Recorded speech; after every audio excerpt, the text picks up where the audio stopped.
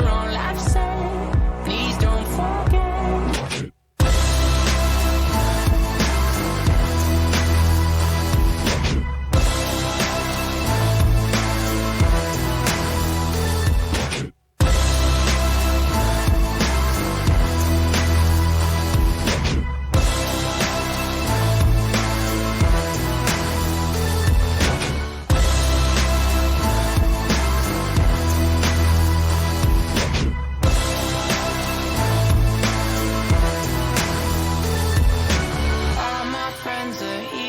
Take it slow.